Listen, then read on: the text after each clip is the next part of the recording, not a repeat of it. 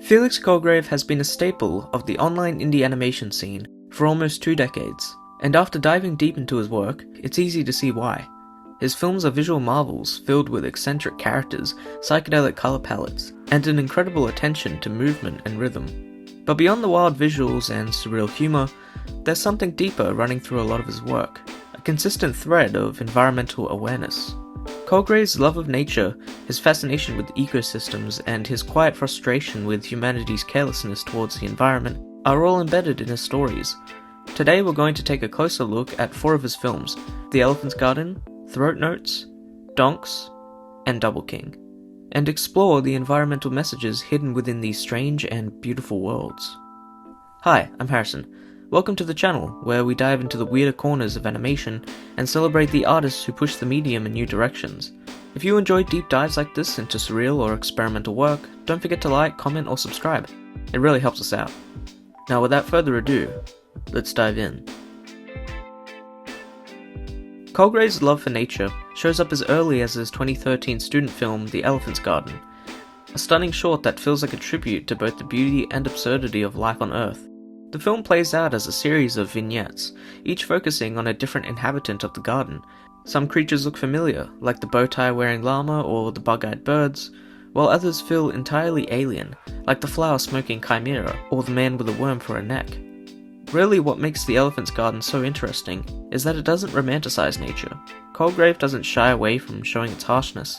Many of the creatures we meet are often eaten, squashed, or whatever this is. But these depictions of brutality aren't treated as tragedies. They're simply part of the cycle. Life, death, and rebirth coexist here, all woven into the same colourful, chaotic tapestry. That's really where the environmental message comes through. By showing us this ecosystem in constant motion, Colgrave reminds us that every creature has a role to play, no matter how odd or insignificant it may seem. It's a visual celebration of biodiversity. When viewing The Elephant's Garden, you get the sense that Colgrave isn't just animating for fun. He's expressing a deep respect for the interconnectedness of life. It's a perfect introduction to his work if you're new. While The Elephant's Garden imagined a surreal, otherworldly ecosystem, Throat Notes brings things much closer to home. Literally. The film is Colgrave's love letter to Tasmania, the place where he grew up. The film is packed with the sounds and sights of the bush: frogs, possums, cockatoos, and even a glimpse of the elusive Tasmanian tiger. Each animal moves with its own rhythm, forming a kind of natural orchestra that hums through the forest. Chantal actually got the chance to meet Felix Colgrave at the Melbourne International Animation Festival, where he talked about his upbringing in Tasmania and how it shaped his appreciation for wildlife. And you can really sense that influence here. As a fellow Aussie, it's always refreshing to see our local flora and fauna represented in animation, especially in a way that feels affectionate rather than exaggerated. Even creatures that are usually cast as villains, like the huntsman spider, get their moment of dignity here. Colgrave shows the huntsman sipping tea like a gentleman, turning fear into familiarity. But in the middle of this thriving wilderness, we meet one disruptive figure, a man who constantly pokes and prods the animals, trying to keep them away from his home. He sees nature as something to control, rather than coexist with. Of course nature pushes back. Eventually a frog steals his voice and calls him out, literally as a big weirdie who likes poking frogs. It's a funny moment, but it carries a clear message. Humans aren't separate from nature, we're part of it.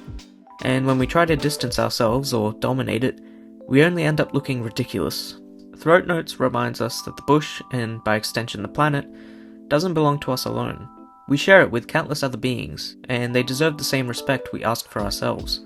Please consider checking this one out if you haven't. It's easily one of his best. Colgrave's most recent film, Donks, takes a darker turn. Unlike his earlier works, which celebrated nature's beauty and balance, Donks explores what happens when humans disrupt that balance. The film centers on the titular Donks, small modular characters that look like parts from some kind of character creation game. They're disposable, one use, and ultimately end up in the ocean. They sink into the depths of the sea, where they pile up in the darkness below. Down there, strange sea creatures begin to inhabit the Donks, attaching them to their bodies and forming bizarre, hybrid shapes. At first, it's fascinating. These new forms are creative and weirdly beautiful, but as more Donks accumulate, things spiral out of control. The deep-sea world becomes clogged with junk, and the creatures that live there start to look sickly and mutated. Even the submarine that ventures down to observe them is disgusted by what it sees. Before it can escape, the creatures grab it and drag it into the depths, leaving behind nothing but its skeleton. The metaphor is hard to miss. Donks is a commentary on pollution and consumer waste, on how easily we discard things without thinking about where they end up. The way that the creatures inhabit the donks reminds me of how hermit crabs have been observed using plastic trash as shells. They adapt to our garbage, but at a cost. Through Donks, Colgrave delivers a warning. Our impact on the environment doesn't just vanish when we throw something away. It lingers, mutates, and eventually circles back to us. It's a deeply poignant message accompanied by a captivating blend of 2D and 3D animation.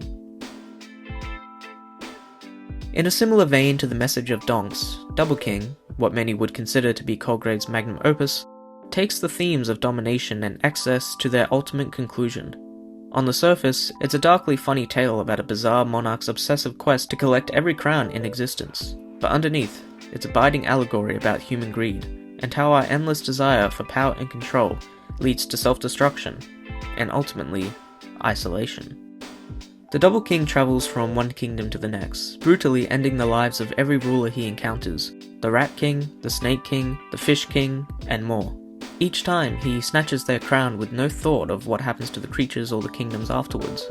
It's an echo of how humans often exploit natural systems, taking resources, destroying habitats, and moving on without considering the consequences.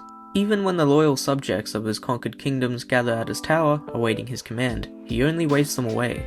It was never the crowns or the kingdom he sought, only the chase, the endless hunger to take. Eventually his greed turns inward. In a desperate attempt to claim a crown ring he's already wearing, he cuts off his own finger, bleeding out in the process. But even in death, he can't let go of his obsession. He pesters death itself, demanding its crown. When death finally gives in, the Double King claims it and leaps into the void, only to float endlessly in a sea of emptiness, alone with his trophies. Double King stands as a stark warning. Our greed doesn't just harm the world around us, it consumes us too. The film can be read as a reflection of humanity's relentless drive to dominate nature, to take without restraint. And like the Double King, if we keep chasing crowns without purpose, or in our case, resources, power, and profit, we may find ourselves floating in a void that we ourselves created, with nothing left to rule over. Felix Colgrave has an incredible gift for world building. His films are packed with strange creatures and surreal landscapes. But behind the chaos, there's always a message. The Elephant's Garden celebrates biodiversity and the balance of ecosystems. Throat Notes encourages us to live in harmony with nature instead of trying to control it. Donks warns us about the consequences of pollution and unchecked consumerism. And Double King exposes the darker side of human greed, showing how our desire to dominate the world ultimately isolates and destroys us. Through these films, Colgrave shows how art can be both entertaining and meaningful, how creativity can be used to inspire care and reflection. His love for nature shines through in every frame, and that passion has a way of rubbing off on anyone who watches his work. Thanks for watching, guys. I hope you enjoyed this look at the often undiscussed environmental messages in Felix Colgrave's films. We're huge fans of his work, and can't wait to see what he does next, especially with his upcoming project Warworld. If you'd like us to cover that one when it comes out, or dive deeper into more of his animations, let us know in the comments. That's all for today. Catch you later.